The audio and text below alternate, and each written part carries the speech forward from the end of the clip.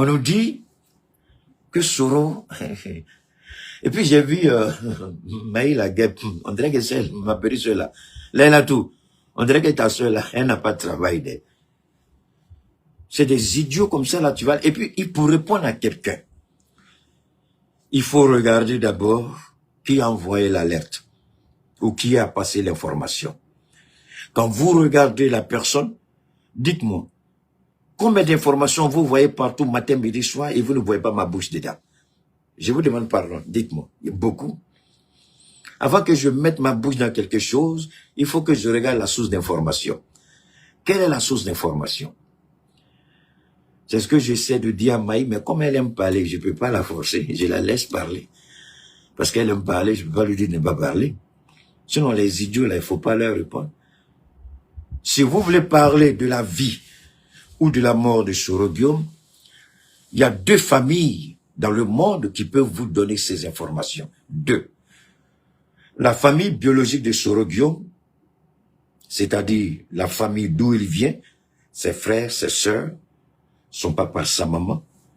Dans la même famille, il a lui aussi sa propre famille, c'est-à-dire son épouse et ses enfants, ses oncles, ses frères et ses cousins. Ça, c'est au niveau, ça, c'est la grande famille. Maintenant, il y a la famille politique de Soro Guillaume, GPS. Non seulement GPS est en association, je crois, en association avec le truc de Gbagbo, comment on appelle ça, Front commun, trop c'est trop, GPS est dedans, je crois. Alors, quand vous regardez, c'est pourquoi je dis à Maï, c'est vrai, tu peux ne pas, peut-être, faut pas dire le grand frère contre moi, mais moi, je mets la barre assez haute, ma chérie Maï. La guêpe, tu vois. Soro a une famille politique. Et la famille politique a des engagements avec d'autres partis politiques. Ni sa famille biologique, ni sa famille politique. On dit qu'il était assez carême. J'étais sur le point de dire petit bat. Ben c'est bon, on dit c'est carême. Alors, des petits s'asseyent là-bas. C'est la distraction. Depuis le jour où j'ai vu Emma Loès, écoutez très bien ce que je suis en train de vous dire. Depuis le jour où j'ai vu Emma Loès, où elle est sortie, on dirait petite fille de 16 ans, là. Une vieille pécale comme ça, là même. Tout ce qui est doux est parti, tu sors, on dirait par exemple, tu as périphérique de 16 ans, tu es malade bien. Depuis que je l'ai vu, j'ai dit, ah, le gouvernement de Côte d'Ivoire prépare une distraction. Emma Loès a fui la Côte d'Ivoire, elle allait se cacher à Dubaï, mais ils ont fait tout pour joindre Emma Loès. Pardon, sois un peu, c'est chaud sur nous. Ça, c'est le RHDP. Quand ça chauffe, ils font quoi? Distraction. Emma est sortie, on dit, ah, ça, ils vont distraire les Ivoiriens. Parce qu'il y a les vrais débats qui sont en Côte d'Ivoire. Ce n'est pas tout. Maintenant, Soro Guillaume devient le 2e élément de distraction pour empêcher les Ivoiriens de se focaliser sur les vrais sujets. Merci beaucoup, PPAC. Merci à toi, Gervais. Alors, ni le PPAC, ni GPS, encore moins Afousssatou Bamba Lamine, mieux placé que quiconque, aucun n'a pris la parole. La guerre, pourquoi tu as te fatigué? Tu aimes parler de... Comme il n'y a pas compteur dans la bouche, tu peux parler toujours, ma chérie. Hein? Nous, on se respecte. On n'a pas le temps pour ça. C'est la distraction. Vous voyez, quand l'État de Côte d'Ivoire sort toujours, il cite des noms. Mais jamais vous n'avez vu mon nom dans ce qu'il cite.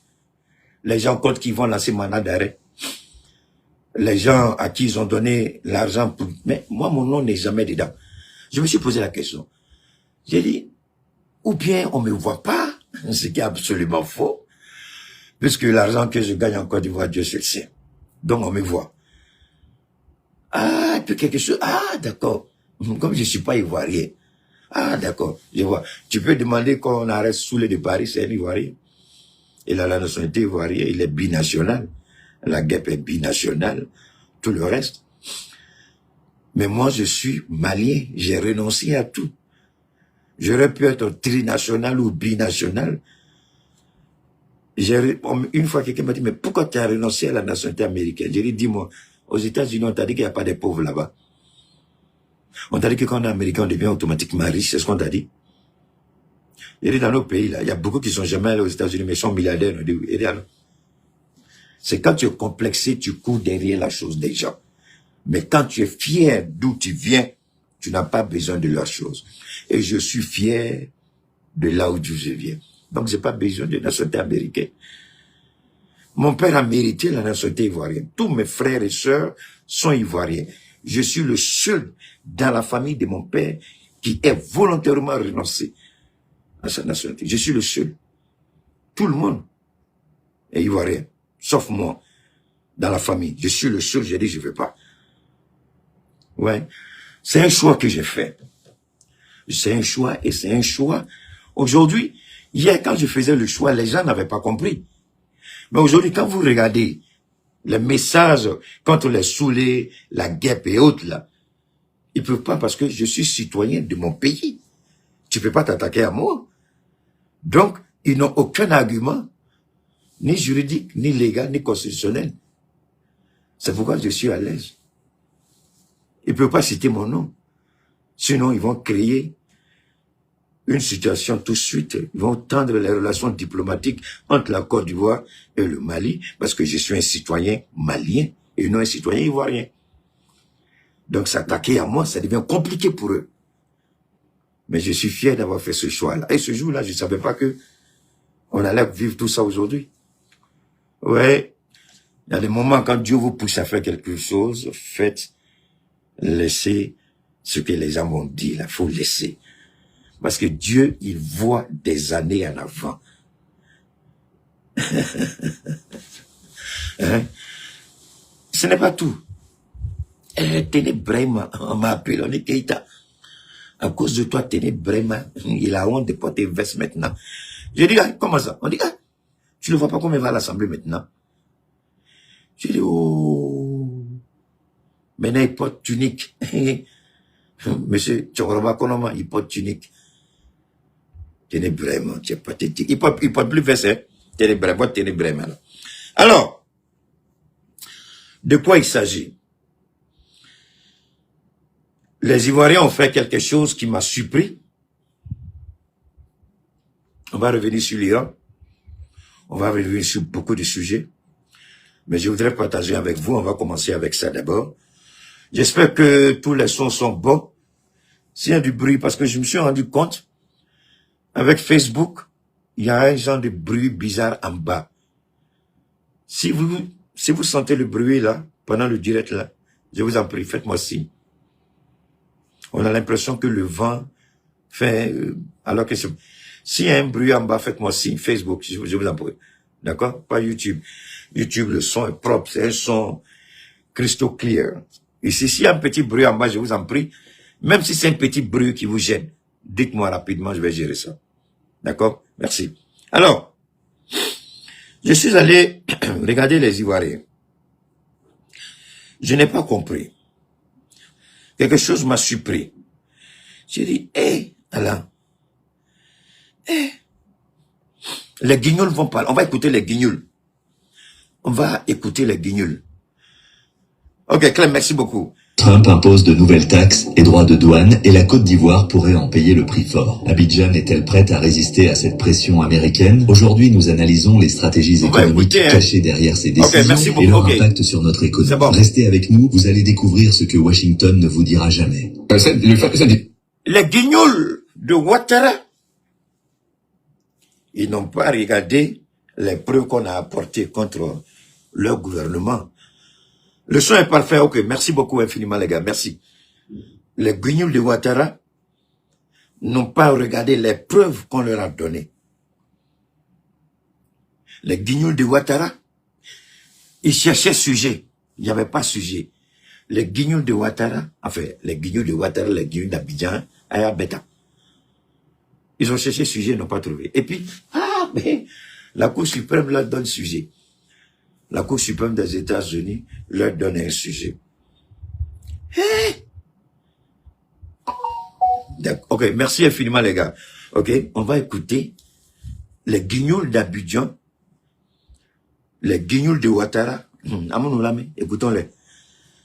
Nous, on est heureux parce que la Côte d'Ivoire devait subir une surtaxe de 15%. Voilà, et des produits qui avaient été pris en compte par l'AGOA, donc qui étaient exonérés de toute taxe. Ils devaient être taxés à nouveau dans un premier temps. Ça demandait déjà à nos opérateurs au niveau étatique ici qui allaient revoir le coût de leur de production. Si aujourd'hui, on peut leur permettre. Merci. Le fait que ces décisions soient cassées, nous, on est heureux parce que la Côte d'Ivoire devait subir une surtaxe de 15%. Voilà, et des produits Écoutez qui avaient été pris en bien. Écoutez bien, je vous en prie. Écoutez très bien. Merci à toi, Ali. Écoutez très bien, je vous en prie. Écoutez très bien. On parle d'une décision de la Cour suprême des États-Unis. Eux, d'abord, ils disent dans leur pays, leur président dit quoi? Il dit, aucune décision internationale ne va s'imposer à nous tant que je ne décide pas. C'est ce que Ouattara a dit. Donc, vous voyez, Ouattara peut contrôler ça, il ne peut pas. Deuxièmement, je vais vous laisser écouter cette canaille-là, cette merde appelée Élysée. Comment ils vantent les mérites des institutions américaines, alors que dans son propre pays, tous ferment les yeux sur les abus du pouvoir, les violations constitutionnelles. Ils sont fiers de dire que les institutions américaines sont fiables. La démocratie ne repose pas sur la puissance des noms, mais sur la puissance des institutions. C'est pourquoi nous, je le dis toujours, le Mali va revenir forcément sur la Constitution, mais pour le moment, le Niger et le Burkina, ils sont en train de prendre tout le temps du monde pour mettre en place une Constitution digne de ce nom. Une Constitution que 200 ans, 300 ans après, personne ne pourra changer. Elle sera tellement d'actualité que tu ne sais pas ce que tu vas changer dedans. Mais je vous en prie, écoutez ces idiots-là s'humilier eux-mêmes. Ils sont en train de s'humilier sans se rendre compte. Ils s'humilient sans se rendre compte. Et la petite fille à Djougourou, là, je vous ai dit, si tu fais pas attention, ils vont te chasser à cause de Keïta. Parce que quand vous faites vos bêtises et puis Keïta voit, il va parler à Fleming. Par l'AGOA, donc qui était exonéré de toute taxe. Ils devaient être taxés à nouveau dans un premier temps. Ça demandait déjà à nos opérateurs au niveau étatique ici qui allaient revoir le coût de leur de production. Si aujourd'hui on peut leur permettre de ne pas subir ce coût-là, nous on ne peut que dire merci et félicitations. Regardez à côté de nous, on n'arrive même pas à s'entendre. Sur le minimum, on n'arrive pas à s'entendre. C'est ce que je disais. On n'arrive pas à s'entendre. Oh, il suffit qu'on s'entende. Je pense que demain, quelqu'un ne va pas s'élever. S'il veut, il met cette taxe, il veut qu'il mette du 1000%. On a que faire des 1000% parce qu'on commerce entre nous. On n'a pas besoin de toi. Oh, c'est toi. Est-ce que les États-Unis, aussi grands et puissants soient les États-Unis, peuvent-ils... Bon, pour arriver au point où tu parles petit guignol Daouda, il faut que tu t'entendes avec des pays. La Côte d'Ivoire, la semi-industrialisation de la Côte d'Ivoire a été financée où l'objectif était de faire du Burkina, du Mali et du Niger les marchés potentiels pour ces industries ivoiriennes. Malheureusement, vous avez un président qui prétend avoir fait un PhD en économie. Et je vous ai dit la dernière fois que mon patron, que j'ai quelqu'un qui m'a beaucoup aimé et apprécié, que en retour c'était la même, il m'a dit, Keïta, l'argent n'aime pas le bruit. Lui qui est économiste, il était prêt à faire la guerre. Alors que ces entreprises en Côte d'Ivoire dépendaient fortement de nos marchés. Burkina, Mali, Niger. Et ces idiots-là disent, si on s'entend entre nous. Est-ce que nous, on a fait palabrer les Ivoiriens? Est-ce que nous, on a chassé les Ivoiriens? Alors, pourquoi tu dis si on s'entend entre nous? Nous, on fait nos choix, c'est chez nous, ça nous regarde. Respectez les décisions qu'on prend. Maintenant, vous dites, si on s'entendait, nous, on a fermé la porte au Koumabana. Vivre en autarcie, ils ne peuvent pas vivre en autarcie. C'est justement parce qu'ils ne peuvent pas vivre en autarcie qu'ils ont décidé de fédérer d'autres États. Eh bien. C'est aussi clair que bonjour. Donc nous aussi, cherchons à réfléchir de sorte à ce que l'Afrique puisse marcher main dans la main. Il faut qu'on parle d'une même voix. Il faut qu'on regarde dans la même direction. Il ne faudrait pas que pendant que on est ensemble, il y a un groupe qui dit abat la France, il y a un autre groupe qui dit vive la Russie. Bon là, ça devient compliqué. On peut tous se mettre ensemble et marcher ensemble. Et quand la Cour suprême a cette capacité-là de casser les décisions prises par le président, fut-il le président de la République, je me dis que dans ces pays-là, Élysée. Élysée. Élysée. Élysée. I'm so sorry, j'ai tellement... Élysée, tu as bouche pour parler.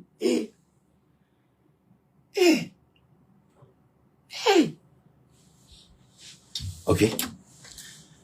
Écoutons-le. L'institution est tellement forte qu'elle joue pleinement son rôle, au point même où on a cette capacité-là de casser une décision.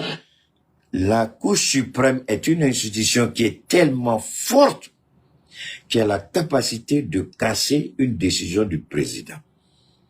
Ça, c'est un des guignol d'Abidjan qui dit ça. Et, Allah, c'est vous qui êtes pressés d'en faire des AES là. Nous, on n'est pas pressés. Vous allez manger votre totem en Côte d'Ivoire. Nous, on n'est pas pressés. C'est vous. Vous allez manger votre totem en Côte d'Ivoire. Ça a commencé, hein. Et son message est clair ici. La Côte d'Ivoire est un pays de non-droit. La Côte d'Ivoire est un pays qui ne respecte pas la loi. La Côte d'Ivoire, les magistrats ivoiriens sont aux ordres. J'avais fait une prière. Les magistrats répondent, oh là là, on était sur la batterie, on vient d'être balancé sur le Coran, c'est pas grave. On va attendre un peu Facebook, j'espère qu'on va pas perdre le fil. En faveur de telle ou telle personne. Ils ont pris de l'argent et ils n'ont pas rendu la justice telle qu'elle devait être rendue. Et aujourd'hui au Burkina,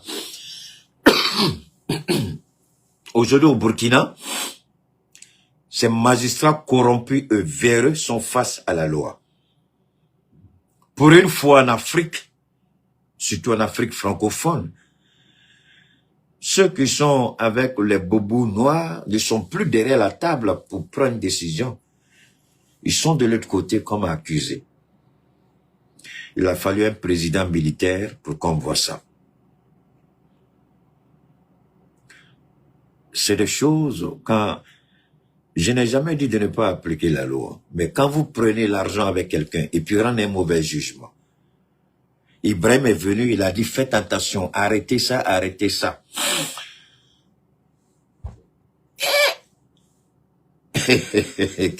Là, il a tout, tu veux me faire rire.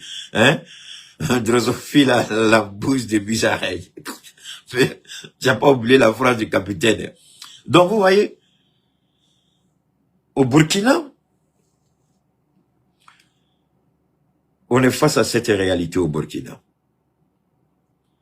où les magistrats sont en train de se justifier. J'ai vu un même qui a dit, j'ai pris l'argent, mais on a partagé entre nous. Dites la vérité. J'étais donné, j'étais donné. Un magistrat qui dit ça. J'ai pris l'argent et puis j'ai partagé entre nous. Il a fallu Ibrahim pour qu'on en arrive là. Et nous disons infiniment parce que une fois que le Burkina commence, le Mali ne peut pas rester en arrière, le Niger ne peut pas rester en arrière. Je vous ai dit la dernière fois que le monde regarde l'AES, pas seulement notre performance militaire ou économique, mais le renforcement des capacités de nos différentes institutions. C'est ça surtout que les gens veulent voir. Est-ce que nos institutions sont fortes? Est-ce que nos institutions sont crédibles? Beaucoup de gens attendent. Et quand vous regardez ces guignols-là, ces musarins-là, c'est pas ça là tout. Attends, ces drosophiles-là, attendez. On va les ramener rapidement. Quand vous les regardez, permettez-moi, on va rapidement revenir là-dessus. Là. On va rapidement revenir. Alors, quand vous voyez ces gens-là, écoutez. Donald Trump impose de nouvelles taxes et droits de douane et la Côte d'Ivoire pourrait en payer le prix fort. Il faut avancer, oui. Dans la même direction. Il ne faudrait pas que pendant que on est ensemble, il y a un groupe qui dit abat la France, il y a un autre groupe qui dit vive la Russie. Bon, là, ça devient compliqué. On peut tous se mettre ensemble et marcher ensemble. Et quand la Cour suprême a cette capacité-là de casser une décision prise par le président, fut-il le président de la République, je me dis que dans ces pays-là, l'institution est tellement forte qu'elle joue pleinement son rôle, au point même où on a cette capacité-là de casser une décision Élysée, tu devrais avoir honte de dire ça. Vous voyez? Il devrait avoir honte pour dire ça. Je dis, il devrait avoir honte pour dire ça. Quand vous mettez votre confiance en Dieu, le reste, laissez-le faire. Il sait comment le faire. Il sait comment le faire. Voilà que c'est en Côte d'Ivoire même que un guignoul a le courage de dire que dans ce pays-là, les institutions sont tellement fortes que la justice peut casser une décision du président. Ce qui n'a rien à voir avec ça. Parce que quand ils parlent, les gens, ils oublient. Ils oublient. Mais rapidement, ils oublient. Ils oublient que hier, ils ont tenu des propos. Ils oublient que hier, si les institutions dans ce pays étaient... Si, alors, on écoute ça. On va écouter ça. Oh là là, permettez-moi. Donne-moi une seconde. Voilà. Je vais rapidement revenir là. On va écouter. On va réécouter. L'emballement et l'affolement médiatique sans précédent qui s'observe contre ma personne et mon combat politique, même si j'ai fait front, mérite des clarifications après le passage de cette tempête inouïe. Sur l'affaire des écoutes téléphoniques, que de chimères. J'ai longuement évoqué le sujet avec le président de la République, son Excellence Alassane Ouattara, à Paris et ici même à Abidjan. Avec lucidité et fermeté, le chef de l'État a tranché. Il ne me revient donc pas de faire vainement perdurer la polémique, même si j'ai été choqué au plus haut point d'être victime de l'une des pires campagnes de dénigrement. Alors, je sais pas, hein, c'était pas ça que je voulais, mais c'est bien fait que c'est venu. Hein? Quand vous le commencez, priez toujours Dieu, même si vous voyez pas, Dieu va vous donner. Alors vous voyez que ce qu'on dit de Soro Guillaume, là, il est ceci. Moi, je n'ose même pas prononcer ce qu'ils disent qu'il est. Et qu'on a vu la guêpe sortir, aller se débattre pour expliquer des choses qui n'en valent pas la peine. Alors vous comprenez? Ça, il y a plus de 10 ans. Ces propos de Soro Guillaume, il y a plus de 10 ans. Affaire des écoutes téléphoniques a échoué. Tentative de destin. Après avoir fait échouer, ils ont fait un montage avec intelligence artificielle. En ce moment-là, AI n'était pas aussi performant. Ils ont voulu recopier la voix de Soro Guillaume interprétée. Tout le monde a vu tout ce que c'était du faux. Et ça, c'était pas bon. Mais Ahmed Bagayogo a sa part de responsabilité à Gonkoulibaly. Avec Amadou Soumaoro. C'est tous dedans. Et quoi? Ils ont échoué avec ça. Ils sont revenus après sur... Mais bien avant ça, il y a eu l'affaire des contingents 8400. C'est ça? Contingent 8000 combien là? Les nouvelles armes qu'ils avaient quand ils ont pris Bouaké. Et que le ministre d'Envoyé à l'époque était ministre de la Défense, il allait et puis l'ont séquestré pendant des heures. Parce qu'ils auraient pris des armes dans une des résidences de Soultoussou à Bouaké. On dit Soultoussou les complices et Soro les complices. Vous vous rappelez de tout ça. Je rappelle ces faits pour que vous compreniez bien. Donc, cette affaire d'armes, Soro, ça fait mal à Ouattara la réponse que Soro a donnée. Si vous vous souvenez, après ça, Soro était, il avait fait, il était allé en France, de la France, il allait en Russie. De la Russie, en venant, c'est son chargé de communication, Moussa quelque chose là. C'est Moussa qui l'a fait venir d'abord avant lui. Donc de la Russie, Moussa a fait stop à Abidjan, lui il a continué à Paris. Et Moussa a été interpellé. C'est le président Bédier qui est intervenu pour que le chargé de communication de Soro Guillaume soit libéré. Dans cette affaire de Soro, c'est pas aujourd'hui. Alors, ce qui est dangereux maintenant, nous sommes dans le mois de jeûne, pour ceux qui sont musulmans. C'est là que vous devez vous poser la question. Ceux qui disent, nous sommes musulmans. Il y a ceux qui ont dit, parce que je suis musulman, je suis du Nord. C'est eux aujourd'hui qui demandent à des gens, sur la base du mensonge, sortir et véhiculer des calomnies. Mais moi, je dis toujours aux gens, détestez-moi, c'est votre droit le plus absolu.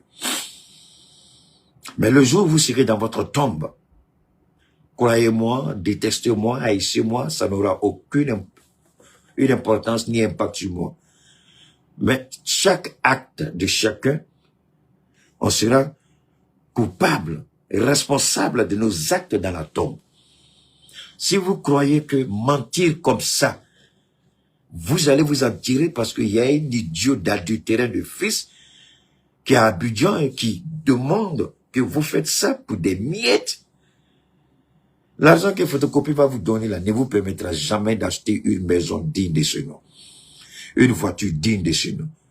Vous habiller correctement, vivre décemment. Ce ne sont que des miettes dont vous aurez toujours besoin. Des miettes qui feront de vous, comment on appelle ça, des esclaves, des mendiants politiques. Vous serez toujours là pour qu'ils vous donnent des miettes, mais jamais suffisamment pour pouvoir vous en sortir. Ça, j'ai appris ça en politique en Côte d'Ivoire. Maintenir les gens dans une dépendance totale, faire croire qu'on fait quelque chose, mais en réalité, quand vous regardez l'argent, c'est combien? Donc, Soro, ça n'a pas commencé aujourd'hui. Et ça ne finira pas aujourd'hui. Maintenant, ceux qui ont parlé beaucoup trop ont oublié que il fut un temps en Côte d'Ivoire, on avait parlé beaucoup trop aussi concernant celui qui est président aujourd'hui. Mais le président aujourd'hui, même s'il a rompu tous les pactes, il a rompu toutes les alliances, Dieu sait comment rembourser son coup à Ouattara. Ça, c'est entre Ouattara et Dieu. Tous les mensonges, là, va trouver Dieu devant lui. Alors, si vous pensez que Soro ne sera pas président, peut-être que vous êtes assis avec Dieu, puis vous avez parlé de ça. D'accord? Merci pour vous. Alors, il a parlé de ceci. Il a parlé d'institution, le monsieur. L'homme qu'on peut considérer comme l'homme fort du pays. Très bien, Élisée Bolobe. À tort ou à raison, on peut... On va écouter ça. Je vais revenir. Bon, là, ça devient compliqué. On peut tous se mettre ensemble et marcher ensemble. Et quand on a cette capacité-là de casser les décisions prises par le président, fut-il le président de la République, je me dis que dans ces pays-là, l'institution est tellement forte qu'elle joue pleinement son rôle, au point même où on a cette capacité-là de casser une décision de l'homme qu'on peut considérer comme l'homme fort du pays. Très bien, Élisée Bolobe. À tort ou à raison, on peut critiquer la démarche du président américain, mais en même temps, certains Américains estiment qu'ils mettent d'abord en priorité le America First, c'est-à-dire ce que l'Amérique gagne, c'est que les Américains gagnent. Donc, je suis la trajectoire et nous arrivons en 93, comme vous l'avez dit. Le même M. Ouattara, qui était Premier ministre à cette époque, ne voulait absolument pas entendre parler de la succession de M. Bédié, la succession constitutionnelle, c'est-à-dire succession sans élection. Exactement. La Constitution disait qu'en cas de décès du président de la République, c'est le président de l'Assemblée nationale qui devient président de la République. C'était clair de M. Bédié, la succession constitutionnelle, c'est-à-dire succession sans élection. Exactement. La Constitution disait qu'en cas de décès du président de la République, c'est le président de l'Assemblée nationale qui devient président de la République. Ça, c'est le respect des institutions. Le respect de la loi. Drosophile, musaraigne, tortue ninja, les guignoules des plateaux en Côte d'Ivoire. Vous avez la gueule sale pour nous dire que les États-Unis respectent leurs institutions. Mais voilà votre champion. Voilà ce qu'on dit de lui ici. C'était clair, c'était voté à l'unanimité, c'était adopté, c'était constitutionnel. On appelait ça l'article 11 à l'époque. Eh bien, à la mort du président Houphouët-Boigny, le même Ouattara, qui était premier ministre de M. Houphouët-Boigny, en relation, en complicité avec un de nos aînés, paix à son âme, qui s'appelait le président Philippe Yassé, ancien président de l'Assemblée nationale, ensemble, on voulait empêcher l'application de la Constitution. C'est comme aujourd'hui, encore le Conseil constitutionnel, eh bien... Vous voyez, faites attention quand vous parlez. Parce que l'existence humaine, comme la préhistoire, pourquoi nous retraçons l'histoire de l'humanité? Parce que les hommes préhistoriques ont laissé des traces. Soit c'est sur des pierres, soit c'est sur des montagnes, soit on a retrouvé des os d'animaux anciens avec le carbone 14, on a pu donner une date approximative. Donc, il y a toujours la possibilité de laisser des traces. Voilà pourquoi je vous ai dit la dernière fois que si, tant que Internet existera, par la grâce de Dieu, Keïta sera éternel dans l'esprit des gens à cause d'Internet. Parce que vous allez toujours tomber, même 200 ans après ma mort, vous allez tomber sur mes interventions. Même 1000 ans après, vous allez tomber sur mes interventions. Donc, quand vous parlez aux Ivoiriens, je parle des guignols, quand vous parlez aux Ivoiriens, vous oubliez que vous avez un champion qui est violeur de loi, violeur de constitution. Et vous vantez les institutions américaines, pendant que chez vous, on viole ces mêmes institutions. C'est pas Fologo qui parle là? Et là aussi, je me suis opposé. Oui. Et puisque j'étais secrétaire général du PDCI, nous avons réussi, avec les membres du bureau politique et tous les militants, à dire c'est l'application de la Constitution ou rien. Merci, merci Fologo. Alors, quand la Cour suprême aux États-Unis casse une décision du président, vous êtes fiers de dire que là-bas les institutions marchent, mais en même temps vous dites aux Ivoiriens, chez nous aussi là, il y a Aladji Nyamakoudji, on peut pas s'amuser. Aladji Nyamakoudji, on peut pas. C'est ce que vous dites et les Ivoiriens retiennent tout. Voilà pourquoi Alassane Ouattara ne sera rien, à l'exception d'être un voleur à la tête d'un État. Un criminel à la tête d'un État. Et quand ces idiots vous donnent des messages, vous croyez que nous, on va tomber dans le piège? Vous croyez que le Niger, le Burkina, le Mali, nous, on va produire un communiqué? Vous êtes Nyamoko Fali Danga Denyere. Nous, on va écrire communiqué pour dire quoi?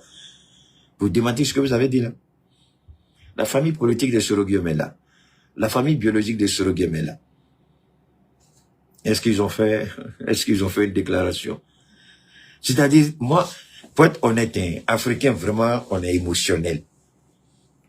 Quand je vous regarde, les gens même vont regarder ces idiots-là parler.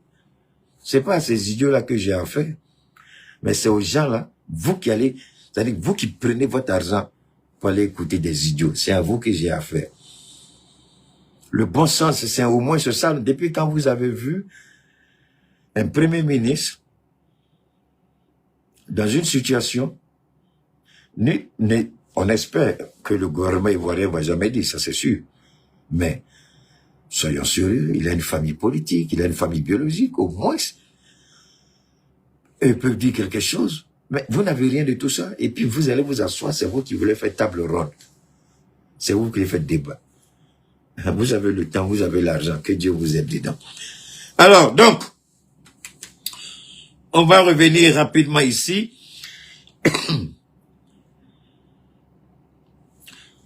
La pédophilie, l'homosexualité,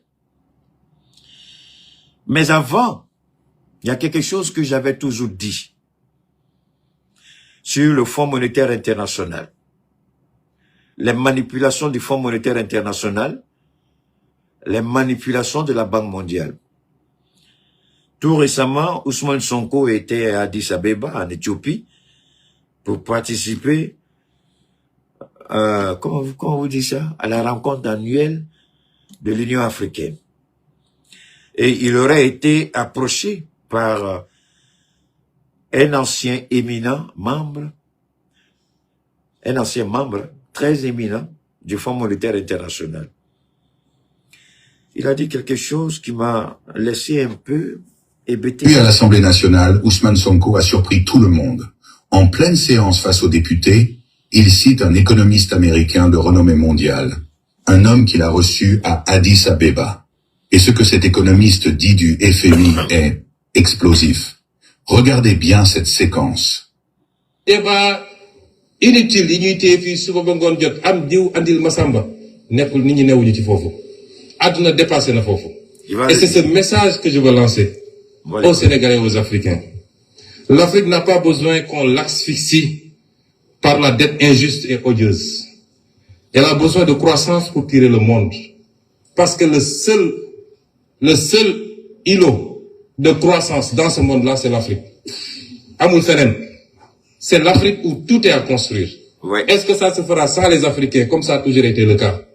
Depuis la traite négrière, la colonisation, la néocolonisation. C'est à nous, Africains, de répondre. Okay. Il faut que nous élevions le niveau de débat. Débat est Moi, je suis heureux d'entendre Ousmane Sonko parler. Mais vous voyez, malgré tous les beaux discours au sein des assemblées nationales, au sein des rencontres internationales, au sein de certains gouvernements en Afrique, malgré tous ces beaux discours, l'acte, c'est-à-dire que l'acte ne suit pas la parole. Tous les Africains auraient dû venir s'imprégner de la réalité au sein de l'AES. Comment nous sommes en train de construire quelque chose qui n'a jamais existé en Afrique. Jamais. Si vous connaissez une institution qui a commencé tel que l'AES a commencé, je vous en prie, je vous demande pardon. Venez me montrer l'institution. Une institution où seuls les Africains sont détenteurs de capitaux.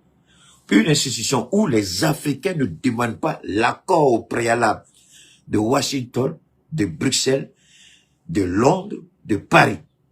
Nous sommes la seule organisation sur le continent africain. C'est bien beau d'écouter le Premier ministre du Sénégal. Mais ce que nous sommes en train de faire est phénoménal. Aucun pays africain, aucune organisation africaine, aucune banque soi-disant appartenant aux Africains n'a jamais fait ce que la banque d'investissement de l'AES a fait. 3 pays qui mettent ensemble un capital de 500 milliards, jamais on a vu ça. UMOA là, BCAO là, ils ont commencé avec 2 milliards.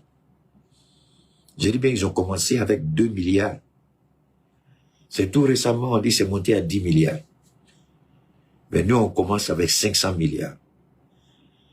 On fait quelque chose que les gens n'ont jamais fait. C'est bien beau d'écouter Ousmane Sonko.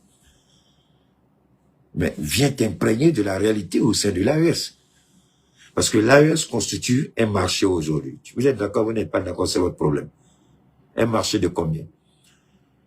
D'ici la fin 2025, on va se retrouver certainement avec 100 millions. Même un marché de 90 millions, c'est suffisant. Un marché de 90 millions, c'est énorme. On ne s'amuse pas. Surtout quand on regarde la croissance démographique, on se dit que c'est exponentiel. Donc, c'est un marché. Et nous savons que nous sommes un marché. Nous savons que nous constituons un marché. C'est pourquoi nous n'allons pas, on n'est pas impressionnés par la, c'est ce que les gens ne comprennent pas. Quand vous divorcez votre épouse, et puis toujours c'est vous qui êtes dans le quartier, c'est vous qui avez des espions pour voir ce qu'elle fait. C'est que mon ami, ça contre-cœur, tu as divorcé. Va attraper ta femme et puis elle retourne à la maison. Pourquoi tu souffres psychologiquement? Tu vas te cacher pour voir qui vient la voir. Tu mets des gens pour la suivre pour savoir où elle va, avec qui elle parle, avec qui elle dîne, qu'est-ce qu'elle a porté. Mais pourquoi t'as te torturé tout ça? Si tu sais que tu veux de la quoi, va la récupérer. C'est la même chose avec la CEDEAO. On a divorcé et on ne regrette pas. On ne va pas se cacher pour regarder ce qu'ils font parce que ça ne nous intéresse pas. On est en train de refaire un système de collaboration qui n'a jamais existé en Afrique. Parce que la France, avec sa sale gueule, avec ce PD de président, elle a toujours eu son mot à dire dans les conseils d'administration, dans les réunions stratégiques. Rien ne pouvait se faire sans la France. Il y a un entretien de Simone Gbagbo qui confirme tout ce que je dis.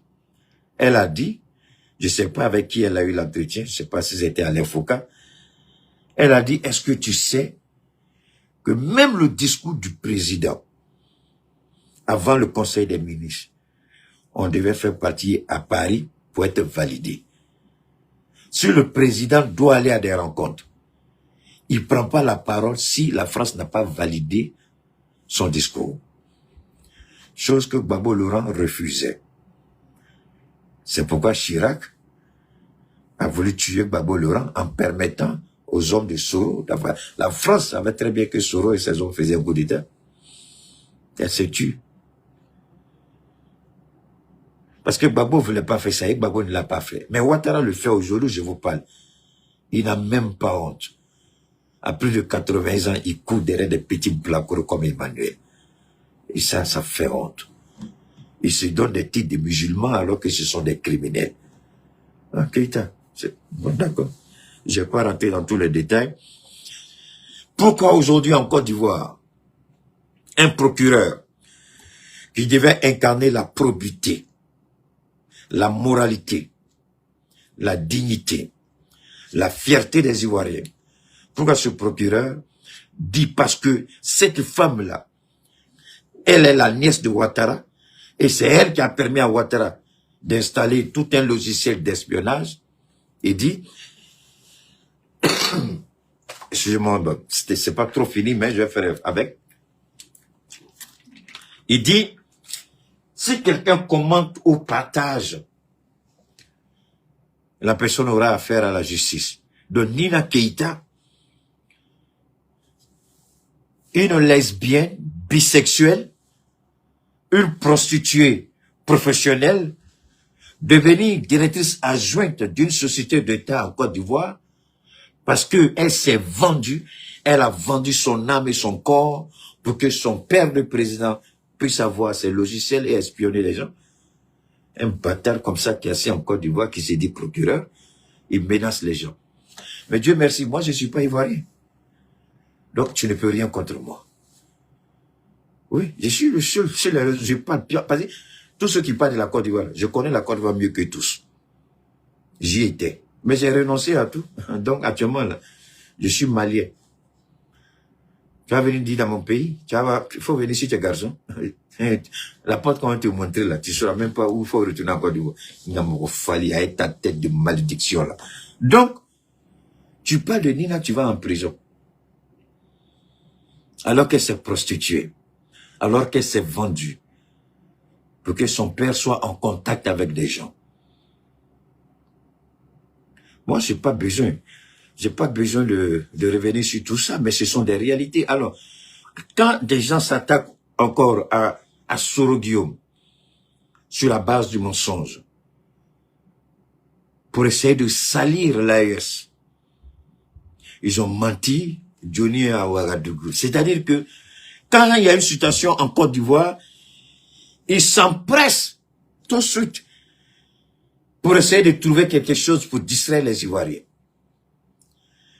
Regardez, et puis ils réussissent souvent. Je vous ai dit, quand j'ai vu la petite fille à Djoukoroula, Emma Loès, elle n'a même pas honte. Petite soeur, quand tu as mouru là, ton corps va sentir. La seule façon pour que ton corps qui va pourrir dans ton cercueil là, c'est de faire ce qui est juste. Mais tu vis pour le monde et tu es dans le monde. J'ai pris que tes parents aient le courage de te faire asseoir et puis te parler. Quand on commence à attaquer l'État de Côte d'Ivoire, des gens comme Emma Leosol, des gens comme Apoutou commencent à rentrer dans leur circuit. Mais vous n'avez pas regardé. Ils commencent à rentrer dedans. Mais c'est des choses, quand vous voyez venir, les éléments, vous les mettez ensemble, vous savez qu'il y a quelque chose. Alors, nous,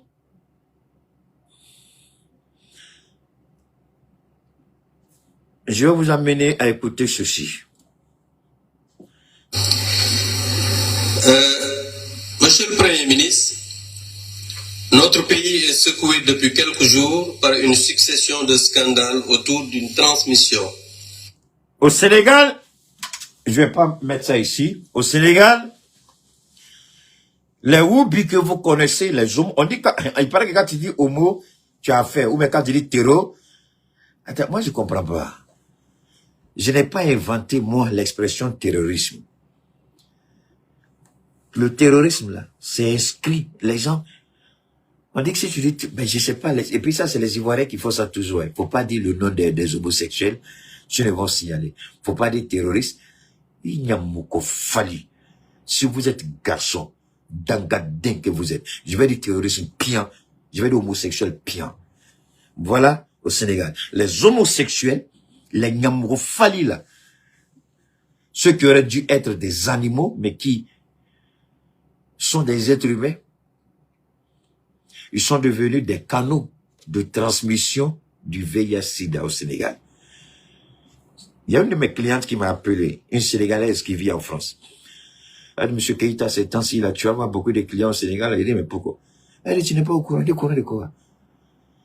Elle dit, les homosexuels, là, sont en train de verser le VIH-Sida au Sénégal comme c'est pas permis. J'ai dit, quoi? Elle dit, oui.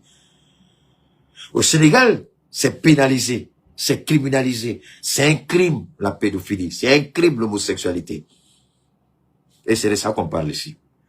On dit, faut pas dire, faut dire woubi. Je dis pas woubi, j'ai dit homosexuel pian. Écoutez. De VIH par des personnes dites homosexuelles. Cela a relancé de façon insistante l'engagement que vous aviez pris de criminaliser ces délits.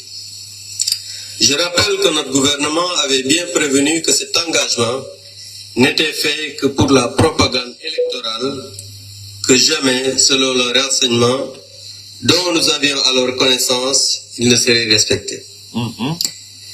Et vous nous donnez raison. Parce que, Monsieur le Premier ministre, en effet, le 3 décembre 2022, vous déclariez ceci. Quand nous serions élus au Sénégal, la loi criminalisant l'homosexualité sera l'une des premières lois votées. Lors du premier mandat de Macky Sall, ce qui a coïncidé avec le premier voyage de Barack Obama en tant que président des États-Unis, il est passé par le Ghana, il allait au Sénégal, jusqu'après il allait dans d'autres pays. Au Ghana, il a dit, l'Afrique n'a pas besoin d'hommes forts, mais d'institutions fortes. Et vous avez un criminel de président, un voleur pathétique et pitoyable, qui connaît la Constitution mieux que moi, qui peut prétendre, qui connaît la Constitution, c'est moi, qui envoie la Constitution, c'est moi, qui a fait, c'est moi. Il dit, c'est bien moi, c'est bien voilà. Et tu prétends être formé aux États-Unis, et puis tu tiens un tel langage. Dans quelle université tu es parti, Alassane Ouattara? Dans quelle université tu as eu ton diplôme de PhD? Il faut nous dire. Parce que c'est pas en Pennsylvanie. Les Américains ont une façon exceptionnelle de défendre ce qu'on appelle le First Amendment, c'est-à-dire le premier droit de l'homme, la liberté d'expression. La liberté d'expression. C'est un facteur que les Américains ne s'amusent pas avec. Quand Mamadi Doumbia a pris le pouvoir, le Sénat a convoqué le chef des opérations militaires américaines chargé de la formation des officiers supérieurs de certains pays, des armées de certains pays africains. Ils lui ont posé la question, ils disent, on a regardé, on a vu que Doumbia est passé ici. Doumbia a été formé. Mais comment vous pouvez nous expliquer que Doumbia ait fait un coup d'État en Guinée? Il dit, le monsieur est resté bouche bée, il ne pouvait pas répondre. Il dit, I'm sorry, I can't understand that. I can't answer. Il dit, mais pourquoi? Est-ce que tu n'as pas enseigné dans les cours que vous donnez, est-ce que vous n'enseignez pas aux officiers? Leur rôle, c'est de défendre les institutions et non de prendre les armes contre les institutions. Le monsieur dit effectivement, c'est ce qu'on a. Il dit, mais comment expliquez-vous ce qui s'est passé en Guinée? Il dit, I'm sorry, I can't. Et ils lui ont dit, you know what? Que tu as échoué. Tu as raté ta mission et tu as échoué. C'est la raison pour laquelle le Sénat a décidé ce programme. Ils disent, ils vont, parce que tout, écoutez, les États-Unis, c'est pas comme chez nous, hein, d'accord? Il faut qu'on comprenne ça bien. Alors, le gouvernement a des branches. Ils peuvent décider, par exemple, de bloquer un financement. Parce que chaque 6 mois, le gouvernement présente un budget. L'Amérique, c'est pas comme chez nous, hein. On vient, on présente un budget, et puis c'est le budget de fonctionnement de toute l'année. Non, non, non. Chez eux, ils négocient chaque 6 mois. C'est pourquoi la milice de Trump, là, la police de l'immigration, là, ils ont bloqué, pour le moment aux États-Unis, à ce qu'ils appellent shutdown, puis le gouvernement, ils ont...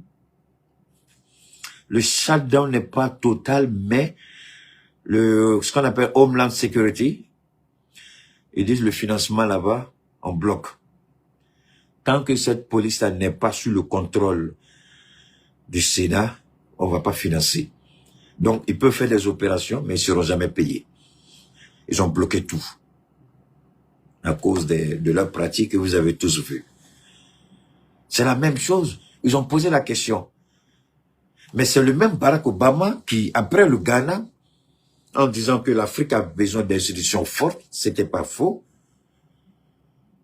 Mais arrivé au Sénégal, il a essayé de dire à Macky Sall, il faut permettre l'homosexualité. Macky Sall lui a dit, c'était son premier mandat, et tout le monde était sous le charme de Macky Sall, comme le voleur de président que vous avez en Côte d'Ivoire. Et Macky Sall a dit non, vos valeurs culturelles, vos valeurs historiques ne sont pas nos valeurs. Il y a des choses que nous, on ne peut pas faire comme ça, comme vous le faites. Donc, on ne va pas le faire. Et tout Sénégal a fait bloc derrière Macky Sall. Macky Sall arrive à son deuxième, écoutez très bien, il arrive à son deuxième mandat. Il va en France. Pour que son passage en force soit accepté, il change de langage depuis Paris. Et les Sénégalais ne se sont pas fait prier. C'est pourquoi j'ai dit aux Sénégalais, pas aux Sénégalais, pardon, aux Français, vous êtes des cibles prioritaires au sein de l'AES. Vos investissements, vos business deviennent des cibles prioritaires pour nous. Ce jour-là, le Sénégal s'est réveillé avec le feu. Ils ont brûlé toutes les stations d'essence appartenant à la France. Toutes les grandes surfaces commerciales qui appartiennent à la France ont été attaquées. Avant même que Macky Sall même n'arrive, les Sénégalais avaient commencé à tout gâter. Il était obligé de faire rétropédalage pour dire non, non, non, ils ont mal compris, lui il n'a pas dit. Parce que Macky Sall a dit, il y a la possibilité d'aller réfléchir, voir comment on va mettre dedans. Mais quand le président d'un pays est pédé, homosexuel, lui il se bat, et il faut pas comment se blaguer. Quelque part, on dit que les Juifs détiennent, comment on appelle ça, l'économie mondiale. Ce n'est pas faux. Mais les plus grands profiteurs, les plus grands détenteurs de capitaux, ce sont les homosexuels. Ce sont les homosexuels. C'est pourquoi Barack lui-même, son premier mandat, Barack n'avait pas dit ça. Mais son deuxième mandat, Barack était obligé. Et c'est là que les Américains ont lâché Barack Obama. Il se contredit. Il dit c'est une relation contre nature. Et que sa foi religieuse ne lui permet pas ça. Mais quand Mitt Romney était en train d'allumer Barack Obama, et qu'il était sur le point de perdre ses élections, il a changé sa bouche. Il a fait l'apologie de la pédophilie. C'est pourquoi c'est pendant son deuxième mandat qu'ils ont implémenté ça. Donc, les Sénégalais ont dit non. Macky Sall a fait demi-tour. La France l'a lâché. Son candidat a perdu. Et Ousmane Sonko a été clair. nous allons criminaliser la pratique de l'homosexualité. Comprenons-nous bien. Va te cacher dans ta forêt, va rentrer dans ton bois sacré, ta forêt sacrée, fais ce que tu veux avec ton corps. Prends bâton, prends caillou, prends bois, prends arbre, mets où tu veux, c'est ton problème. Mais il ne faut pas venir faire ça devant nous. Tu fais devant nous, avec un témoin, tu as commis un crime. C'est de ça qu'il s'agit. On s'en fout de savoir ce que vous faites avec votre corps, c'est votre problème. Ça ne nous regarde pas, ça ne nous intéresse pas. C'est pourquoi la loi de Sonko est claire. Ceux qui vont faire la promotion, ceux qui font la pratique et la promotion, voilà ce qu'il va dire. Pourtant, le 18 février passé, le gouvernement dont vous êtes le chef a adopté un projet de loi proposant juste un réaménagement du Diri.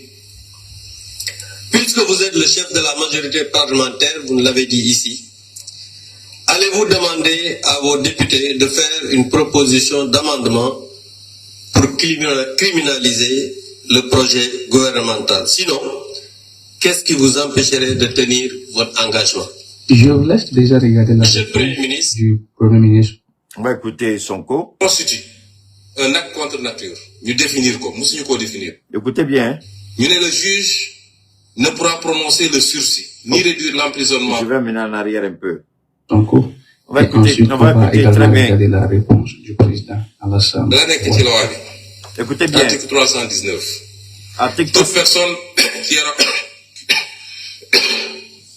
Toute personne qui aura commis un acte contre nature sera punie d'un emprisonnement de 5 à 10 ans. Donc, et d'une amende de 2 millions à 10 millions de francs. 5 à 10 ans, tu vas en prison. Sans préjudice des autres peines. Ça veut dire quoi? On t'attrape dans homosexualité, tu as 5 à 10 ans. 2 à 5 à 10 millions, tu as payé. Ça, c'est son coût. Alors, commencez à comprendre pourquoi le FMI est en train d'acculer le Sénégal. C'est là que je dis, la dernière fois, j'ai dit aux Sénégalais, réveillez-vous.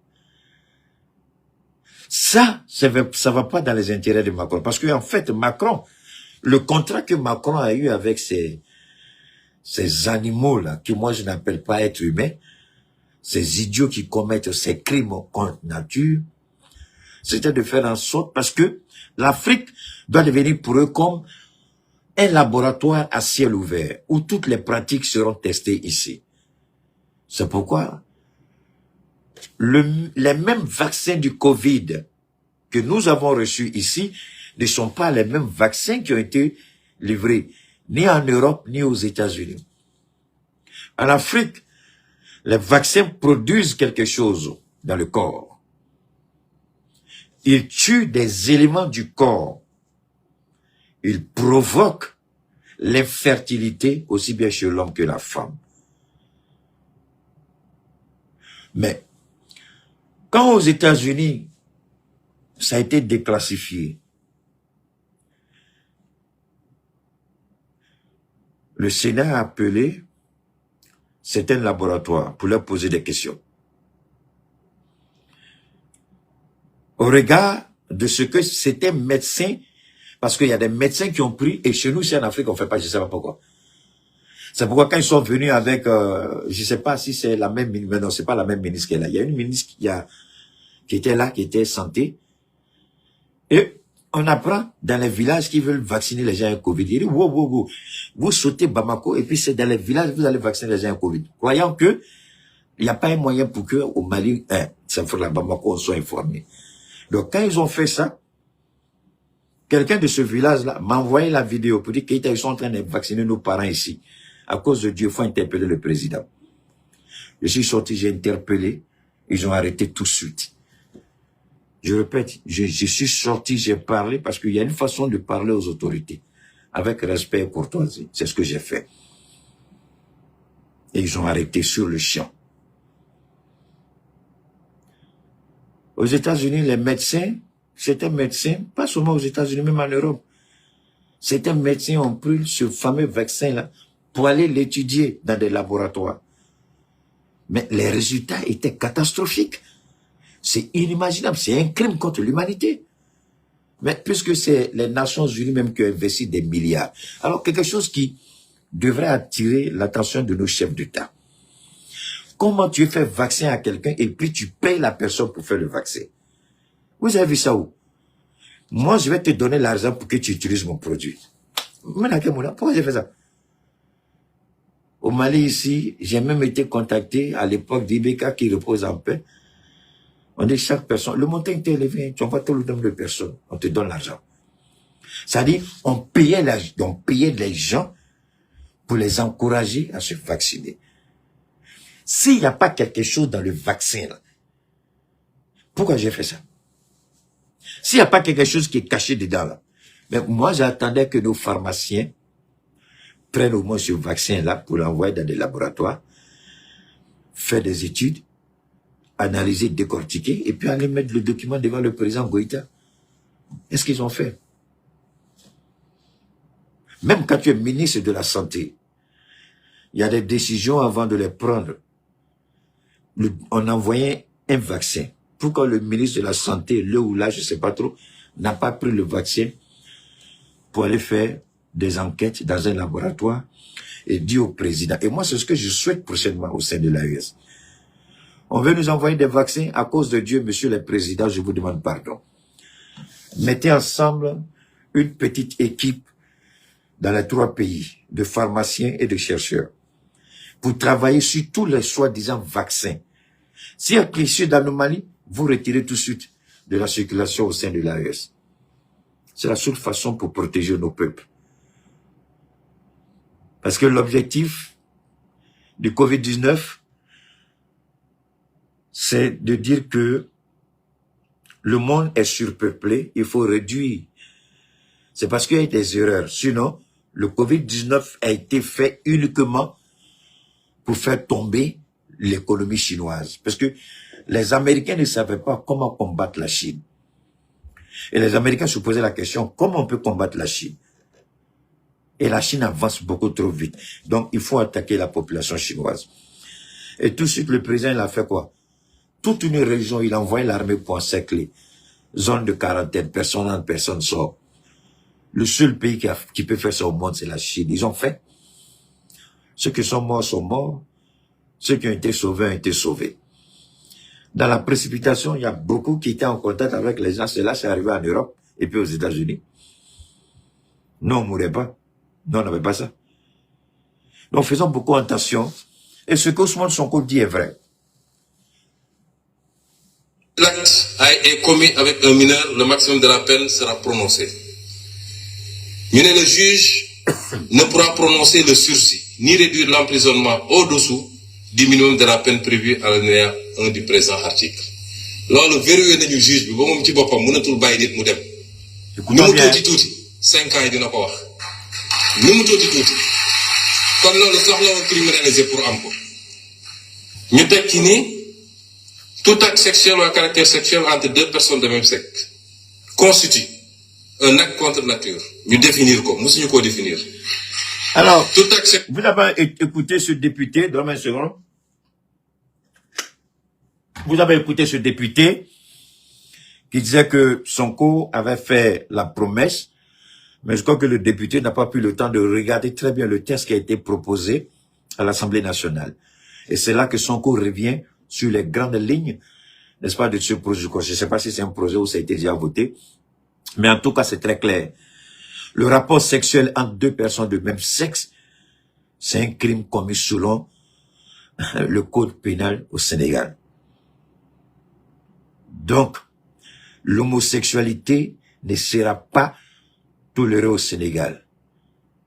Personne n'acceptera ça. Et au sein de l'AES, nous, on a été clair.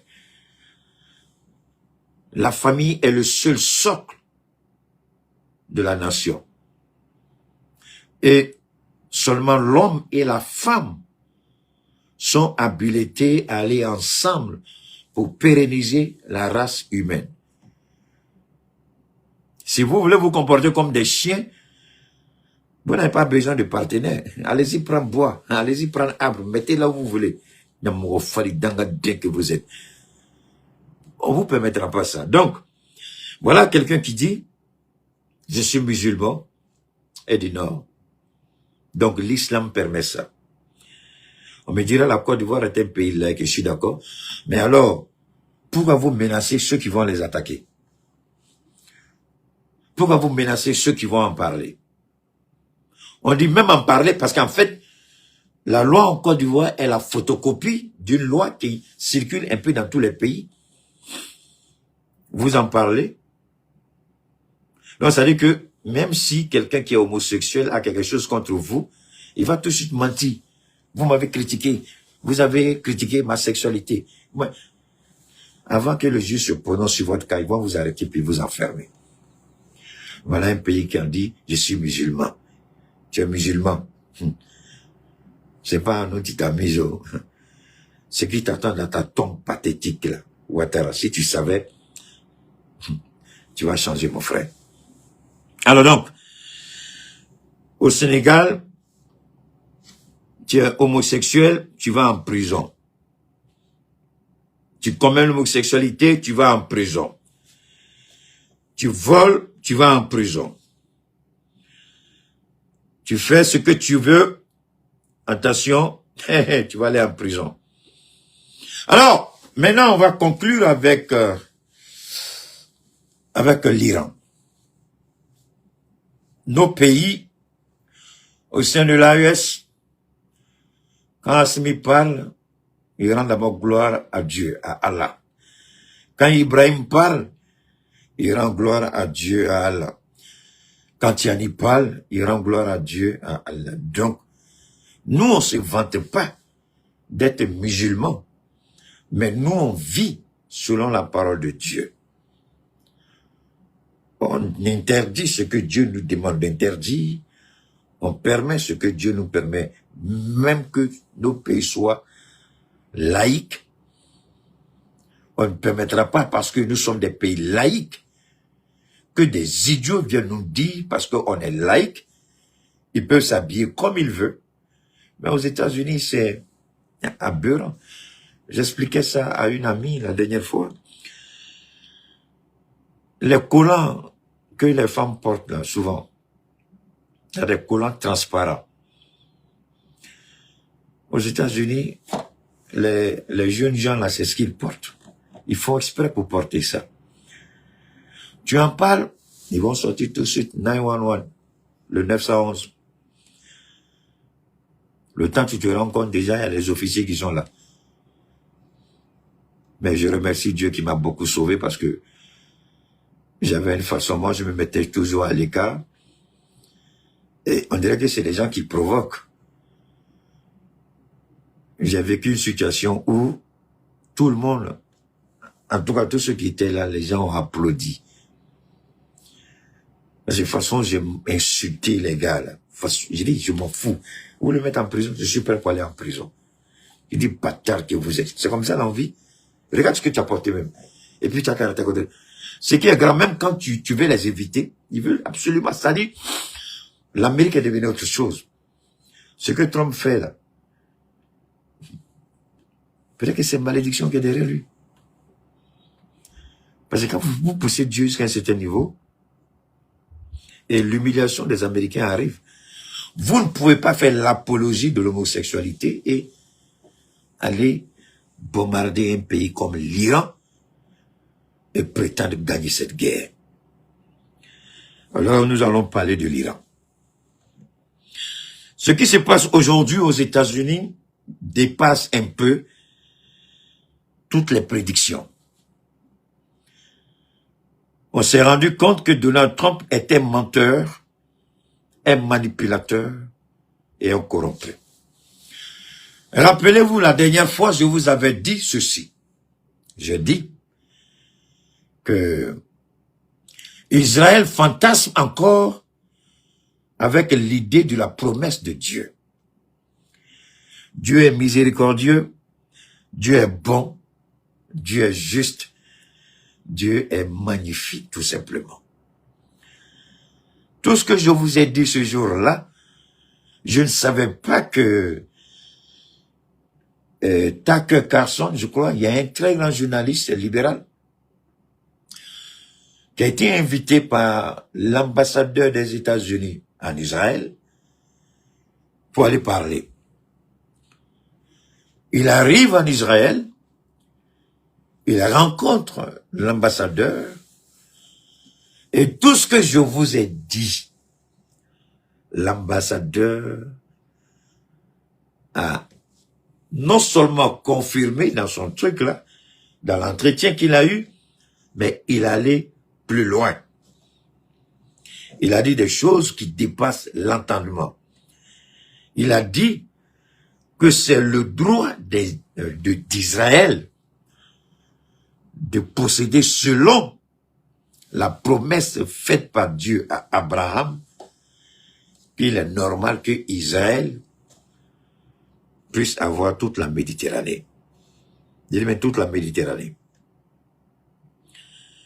Donc, il dit que cette guerre, elle est justifiée.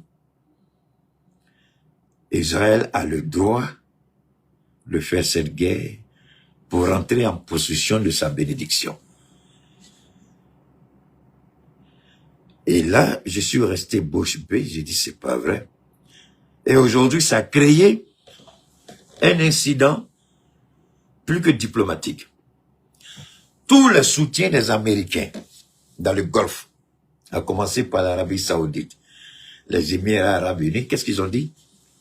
Ils disent, tous unanimement, ils disent, d'accord, si c'est l'Amérique, donc demain, aujourd'hui c'est l'Iran. Donc demain, l'Amérique peut aider Israël à nous attaquer nous aussi. Donc ça se rend compte. Ils ont donné une certaine, je ne sais pas, une raison suffisante pour que les pays arabes se mettent d'accord pour une fois contre Israël. Et ce combat-là n'ira pas au loin. Parce qu'aujourd'hui, tous les jours que Dieu fait, c'est Donald Trump qui est là. Je fais ça.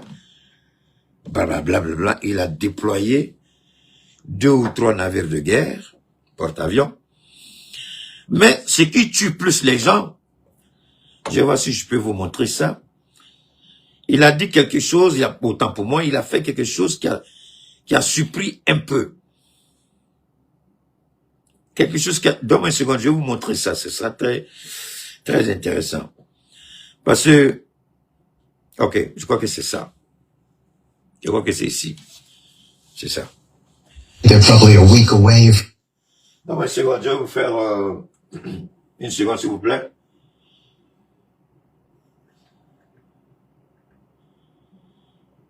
Ok, on va... They're probably a week away from having industrial grade bomb making material. From there, it's only a few months, possibly a few weeks, Écoutez, hein? before they get enough enriched uranium for the first bomb. Why they haven't capitulated? Ça, c'était en 2012. À la tribune des Nations Unies, Benjamin Netanyahu dit que l'Iran... Alors, pour ne pas qu'on dise qu'on n'est pas sûr de ce que tu as dit. Alors... They're probably a week away from having industrial grade bomb making material. From there, it's only a few months, possibly... Il dit seulement quelques mois. Regardez la date. Je vais vous faire voir la date. Voilà, septembre 2012. Septembre 2012, et c'est le même idiot de Premier ministre qui est là. Le même menteur de Premier ministre qui est là. L'assassin criminel des Palestiniens et des Libanais. Le Satan dans la chair humaine. La malédiction dans un corps humain. C'est lui qui est là. Moi, des gens comme ça, je me pose la question, comment ils vont regarder Dieu à leur mort? Comment ils seront dans leur tombe à leur mort? Nous sommes en 2012. Et aujourd'hui, on est en 2026. Ça fait combien? 14 ans. Ils avaient dit 14 ans, voilà la bombe qui est là, qui présente. Ça fait 14 ans. Il a dit, dans quelques mois, quelques semaines, l'Iran aura sa bombe. Depuis 14 ans. On est bête comment? Il faut réfléchir. S'il y a des idiots qui veulent soutenir Israël, c'est leur problème. Mais je vous jure, à moins que je sois un menteur, et jusque-là, par la grâce de Dieu, je ne le suis pas. Aussi bien Israël que les Américains c'est la dernière guerre qu'ils vont faire avec l'Iran. Parce que ça, ce mensonge-là va les rattraper. C'est pas tout. Ça, c'est le premier mensonge. Nous sommes en 2012. Et aujourd'hui, c'est 2026. Il disait que l'Iran était à quelques semaines, voire quelques mois. Ça, c'était en 2012. Alors, on continue. A few weeks before they get enough enriched uranium for the first bomb. Why they haven't capitulated? Maintenant, ici, ça, c'est Laura Trump. La fille de Donald Trump, je crois qu'avec la victoire de son papa, Fox News lui a donné une tranche horaire où elle reçoit, vu, évidemment. C'est la fille du président, elle aime la politique. Donc, pour se faire un nom, c'est comme ça que Donald Trump lui-même, il a commencé. Hein. Il a commencé par ses propres émissions, ses propres shows, et puis il est devenu président. Donc, elle suit les traces de son papa. Et lui, c'est Steve Witkoff, l'envoyé spécial de Donald Trump dans le Moyen-Orient. C'est lui qui négocie avec la Russie, et c'est lui, avec un gendre, le mari de celle-là. Le mari de la fille de Trump. Ça, c'est la fille de Donald Trump qui est là. Donc, c'est son mari avec ce monsieur qui sont les envoyés spéciaux de Donald Trump. Regardez, il y a le secrétaire d'État qui est là, qui fait office de Premier ministre, qui fait office de ministre des Affaires étrangères. Mais jamais, pourquoi Trump n'utilise pas la voie constitutionnelle? Et je vous laisse réfléchir à ça aussi. Parce que le ministre d'État ou secrétaire d'État, Marco Rubio, est frustré, mais il ne peut pas le dire. Toutes ces négociations-là, c'est lui qui devait les mener, Marco Rubio. Mais Trump l'a écarté au profit de ce monsieur et de son beau-fils. Mais le même beau-fils, c'est son père, c'est-à-dire le beau-père de celle qui est là, la fille de Trump là, c'est lui qui est ambassadeur en France. Et c'est lui qui a énervé Emmanuel Macron et tout le gouvernement français. Je crois qu'il y a eu une bavure policière où il y a un jeune homme qui a été tué. Je ne sais pas, la semaine dernière, quelque chose comme ça. Et le beau-père de celle-là, la fille de Trump là, qui est ambassadeur en France, a mal parlé. Donc, comme accoutumé, le ministre des Affaires étrangères de la France convoque l'ambassadeur pour explication. Il refuse. Je crois qu'il a parlé avec Trump et Trump lui a dit, tu vas pas. Et le monsieur c'est un homme d'affaires, c'est un milliardaire, c'est un homme il a eu la fortune dans l'immobilier. Donc la politique, il connaît pas. Donc Trump l'a nommé là parce que c'est son, comment on appelle ça? C'est son, enfin, sa fille a marié le fils du gars. Donc voilà un peu. Mais il n'est pas fini. Ils veulent faire cette guerre-là, pourquoi? Premier élément, je vous ai donné en 2012. On nous a dit que l'Iran était à quelques semaines, voire quelques mois de cette fameuse bombe. En 2012, ça fait 14 ans. Et voilà ce qu'on nous dit. Maintenant, rappelez-vous, la dernière fois, je vous avais dit quelque chose d'autre. J'ai dit que Donald Trump dit, il comprend pas. Comment il déploie cette armada de puissance militaire à la porte de l'Iran, et jusque-là, l'Iran reste inflexible sur sa position, et que Trump est humilié. C'est le passage qui est là.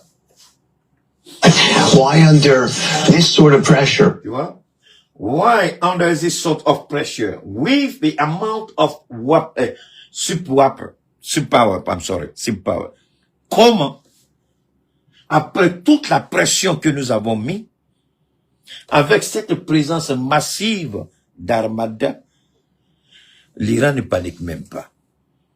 Et Trump, ça c'est Steve Witkoff qui est là, c'est son envoyé qui est là. Il dit, Trump dit, il comprend pas. Il est dépassé.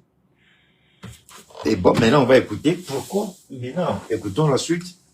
with the amount of sea power, naval power that we have over there, why they haven't come to us and said, we profess that we don't want a weapon. Donc, Trump, il dit, on a les armes qu'on avait mis à la disposition de l'OTAN en Europe de l'Est par rapport à la Russie. Trump a rappelé toutes ces armes-là. Il dit, en faisant ça, je croyais que l'Iran allait dire qu'on va négocier. Mais l'Iran refuse. Il dit, je ne comprends pas. Je suis dépassé. Mais ce n'est pas tout, parce qu'il y a des généraux, continuons d'écouter.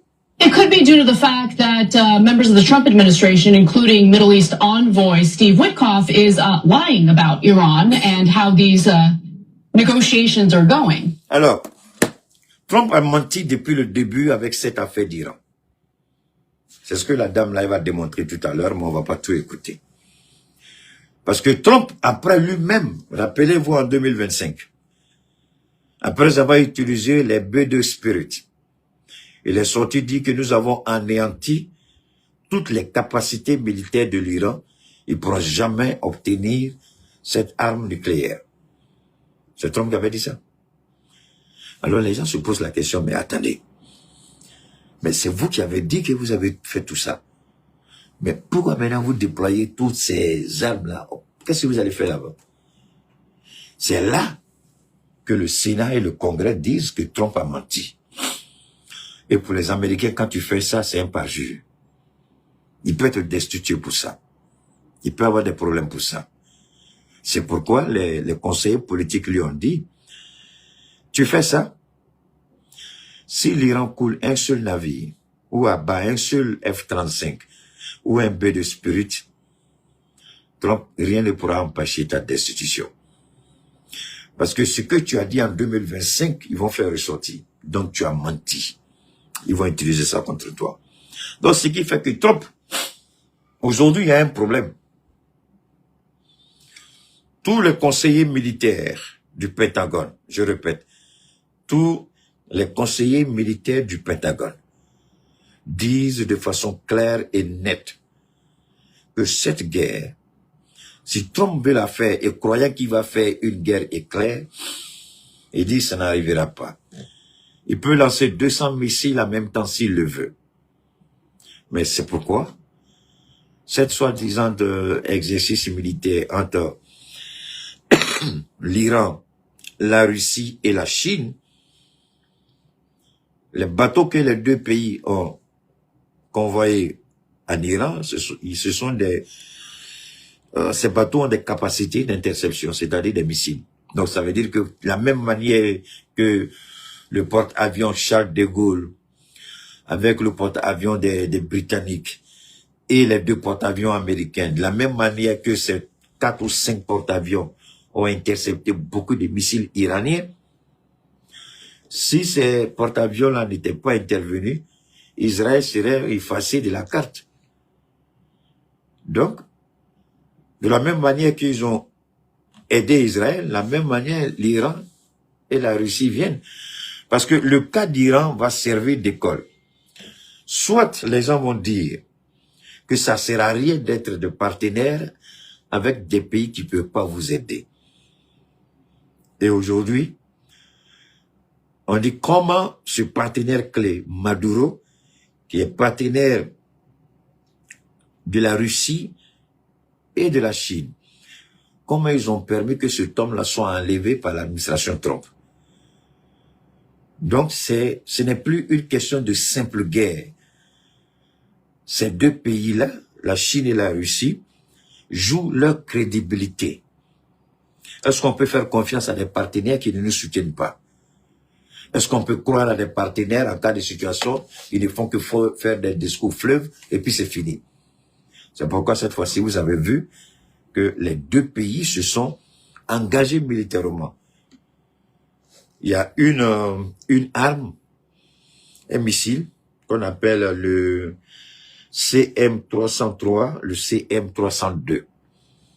Un missile que la Chine gardait jalousement comme son bébé.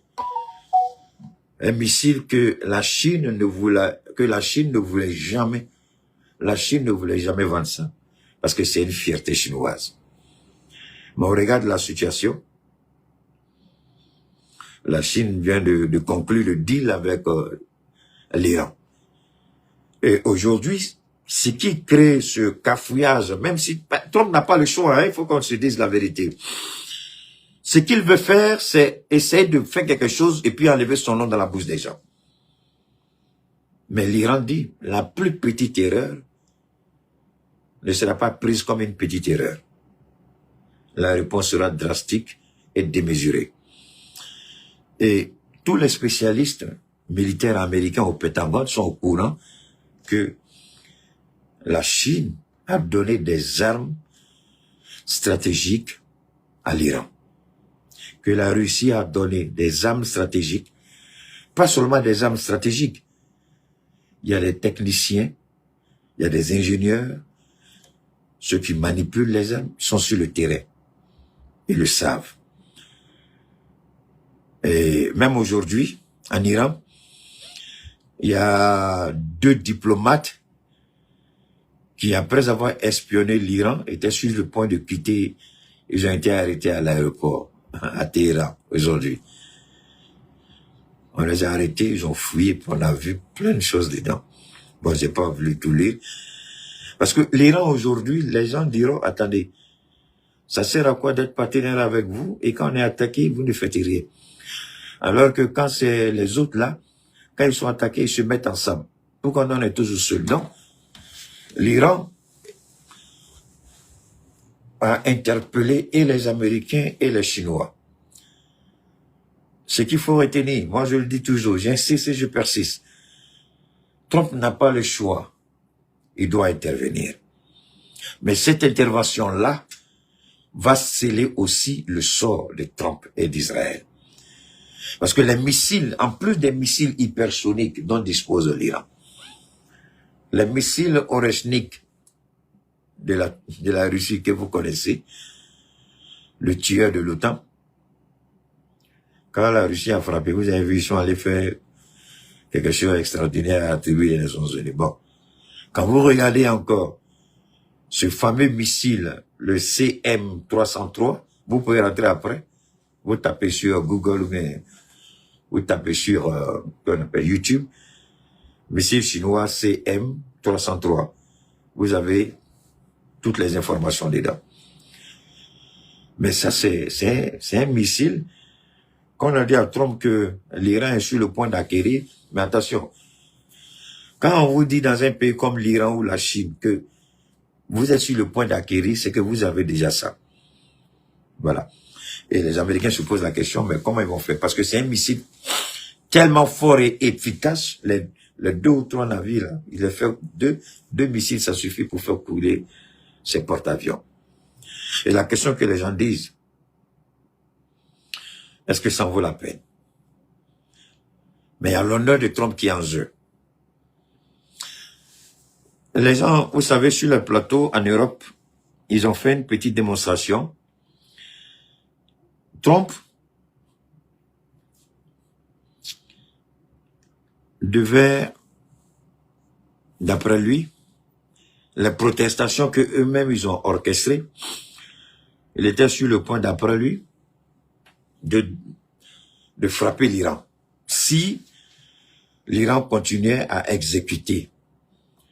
Et l'Iran, et puis du coup, on voit que Trump s'est rétracté. Et puis la voix comme sa spécialité, c'est envoyer les messages sur son truc là. On voit que Trump dit, j'ai reçu des informations concordantes, vérifiées, des informations sûres que l'Iran a bien reçu le message, donc les frappes que nous voulons faire, on ne va pas faire. Mais c'est faux. Les Iraniens ont continué à exécuter, jusqu'à aujourd'hui, ils continuent d'exécuter. Je vous ai dit une fois que Trump, il n'a pas honte. Il a toujours volé. Donc, un voleur n'a pas honte. Et Trump, c'est un voleur, il n'a pas honte. Devant tout le monde, il dit l'Iran a reçu le message, mais l'Iran continue d'exécuter.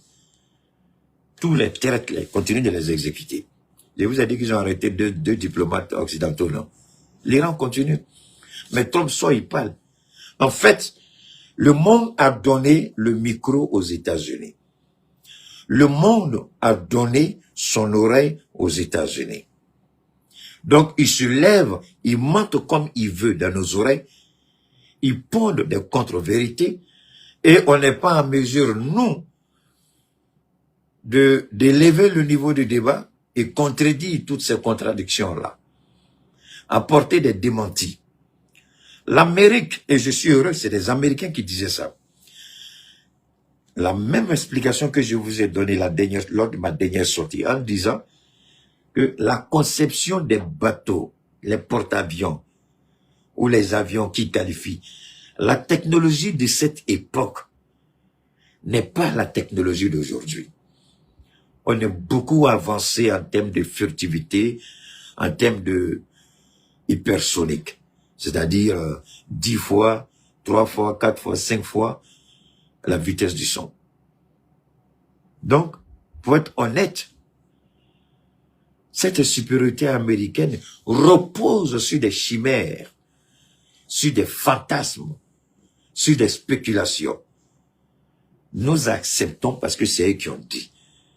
Mais si l'Amérique est vraiment cette puissance-là, il y a longtemps, elle aurait mis l'Iran à genoux. Il y a longtemps, elle serait intervenue en Iran. Pour aller enlever Maduro, vous avez vu le déploiement militaire qu'ils ont fait au port du Venezuela? C'est l'intimidation. Et si l'intimidation ne marche pas,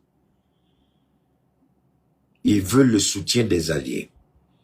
Et aujourd'hui, aucun pays européen ne veut accompagner Trump dans sa folie. Pourquoi? À cause des bêtises qu'il a faites, les tarifs douaniers. Donc, les Européens sont heureux de voir Trump isolé. Et aujourd'hui, eux qui prétendent que la Russie est isolée, la US est isolée. Mais Donald Trump est plus isolé qu'on ne peut l'imaginer. Je m'arrête encore un instant.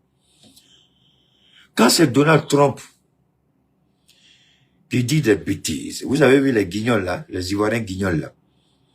Quand c'est Trump qui dit des bêtises, on cherche à s'accommoder parce que c'est le président des États-Unis. Mais quand c'est Assimi, les putschistes. Quand c'est Ibrahim, les putschistes. Quand c'est Tiani, les putschistes. Mais ce que Trump fait là, aucun président de l'AES ne va même imaginer faire ça. Qu'est-ce que vous allez penser de nous? Qu'est-ce que vous allez dire de nous? Vous voyez, le monde est fait d'exemples concrets tous les jours qu'on marche. Mais seulement les malhonnêtes, les esprits pervertis et pervers refusent de voir ou d'accepter la vérité. Ce que Trump fait, imaginez Poutine faire ça. Imaginez Xi Jinping de la Chine faire ça. Imaginez Kim Jong-un de la Corée du Nord faire ça. Mais quand c'est eux, on trouve des artifices pour expliquer. C'est un peu, voilà la réalité du monde dans lequel on vit. Mais moi, je vais donner un conseil aux Sénégalais. Les temps durs vont commencer pour le Sénégal. Parce que quand vous vous attaquez à ces homosexuels, à ces pervertis, à ces pervers, à ces animaux humains, à ces animaux qui ont la forme humaine, à ces animaux qui ont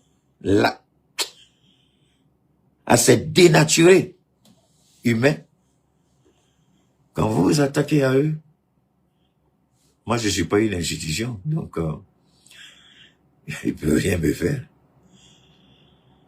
Mais le Sénégal va commencer à payer cher. Ils vont attaquer le Sénégal. Ils vont mettre la pression. La dette colossale que Macky Sall a laissée, et que eux, ils sont en train de gérer. On va faire ci comme c'est vrai. On me dira l'administration est une continuité. Je suis 100% d'accord avec vous. Mais Ousmane Sonko connaît les risques.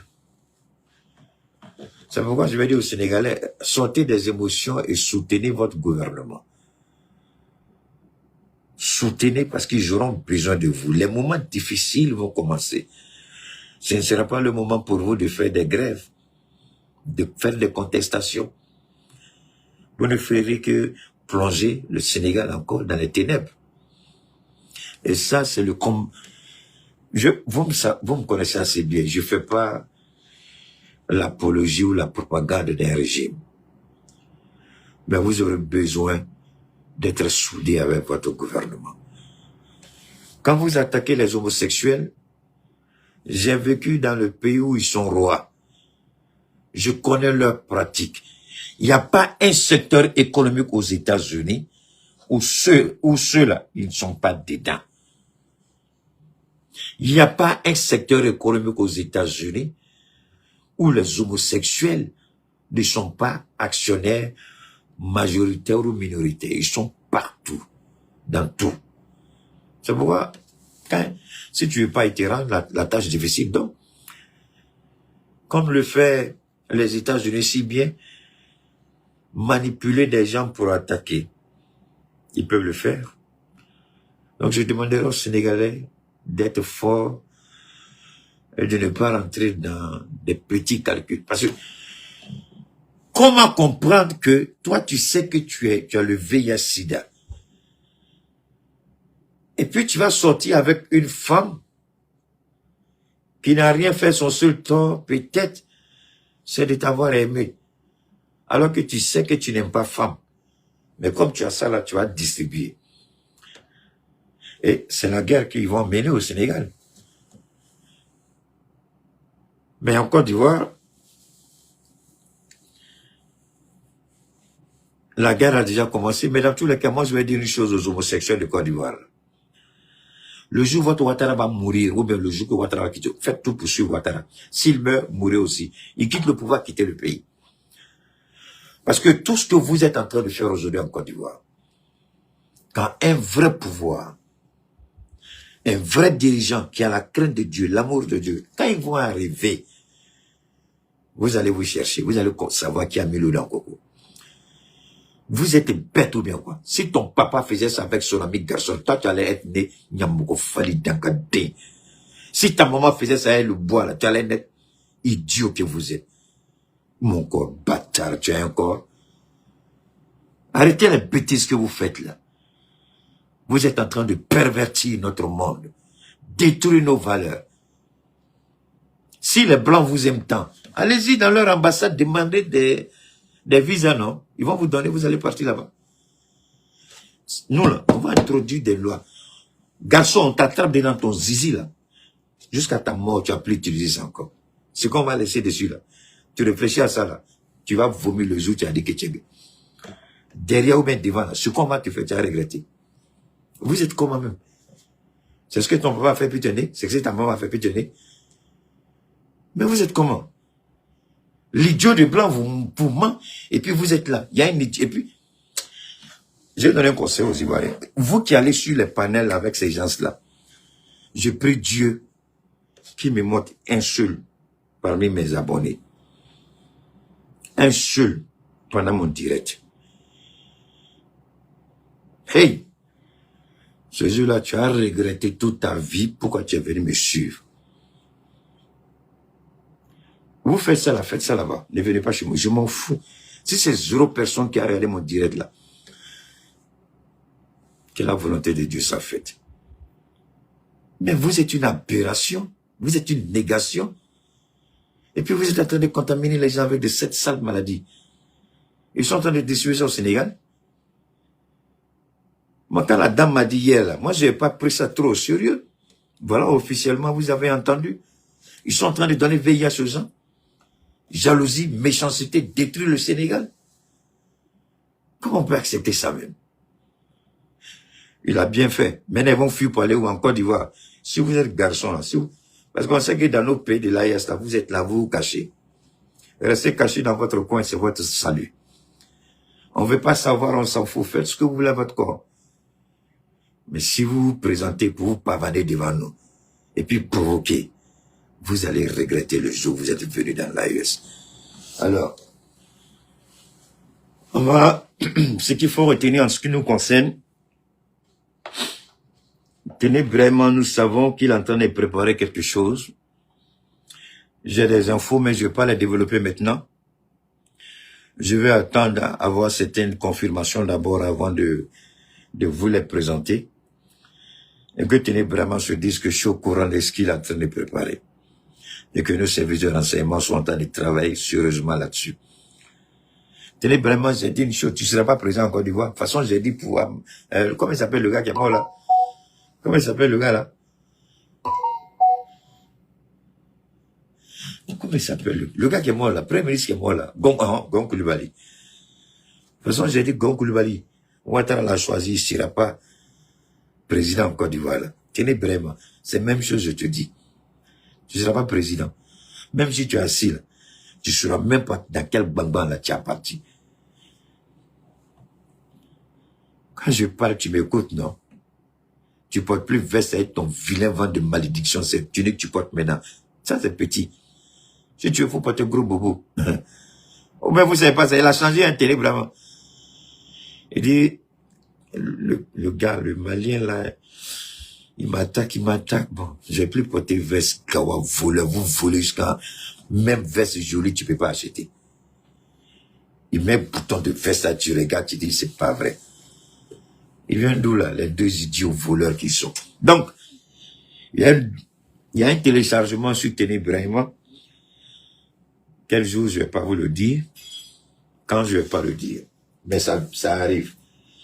Alors, ceci dit, on va, une dernière fois, à toutes, faites beaucoup attention quand il s'agit de mes produits.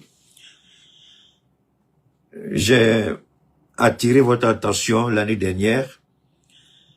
Je viens encore attirer votre attention parce que le petit voleur, comme on dit, le chien ne change pas sa façon de s'asseoir. Quand quelqu'un prétend faire quelque chose, posez-lui la question sur des sujets précis de votre pathologie. Il se donne des titres, non? Posez des questions sur votre pathologie. Il n'a qu'à vous expliquer ce que vous avez. Parce que le minimum, c'est ça. Est-ce qu'il y a quelqu'un qui a acheté un produit avec moi et puis je ne t'ai pas expliqué ta pathologie? Même quand la médecine se déclare incompétente pour traiter, j'ai dit, nous, on a une solution. On propose notre solution si vous êtes d'accord. On le fait avec l'aide de Dieu, on a des bons résultats. Les gens viennent, ils utilisent les noms parce que j'ai dit un nom. Le petit idiot voleur la vie un peu utile. Mais posez-lui la question, il n'a qu'à vous parler. Il faut connaître une chose. Tu vois un produit, tu ne connais même pas quelle pathologie tu peux soigner. Quand vous me parlez, regardez bien comment je vous envoie les informations. Comment tout est classifié, tout est bien organisé, tout est équilibré. Un voleur comme ça, il peut faire ça. C'est votre vie, c'est votre santé. Vous voulez donner votre vie, allez-y, donnez votre vie. Mais après, ne venez pas me voir, c'est tout. Donc, on a parlé de sida. Je suis en train de renforcer les capacités de certains traitements. La combinaison que je fais pour en faire des traitements complets. Pas seulement pour le VIH-Sida, le cancer métastasé, évidemment cancer de sein, cancer de la prostate, le col de l'utérus, il y en a plein. Cirrhose de foie, infection pulmonaire, ce que vous appelez aussi ces infections au niveau, enfin les parties intimes, les femmes qui ont ce qu'on appelle la sécheresse, les hommes qui ont le problème des spermatozoïdes, hein. Vous avez le sperme, mais le sperme ne contient pas de spermatozoïdes. Ou les spermatozoïdes sont infectés, malades, nonchalants, tout ça et autres, parce que l'éjaculation peut être faite. Mais si le sperme ne contient pas suffisamment de spermatozoïdes en bon état, ça pose un problème de fertilité. Le petit bâtard, là, il peut vous dire ça. Allez là où on peut vous soigner. Là où on peut vous traiter correctement. Donc, évidemment, vous avez aussi l'ulcère d'estomac. la colopathie, puis la constipation chronique. Beaucoup de pathologies sont liées à la constipation chronique.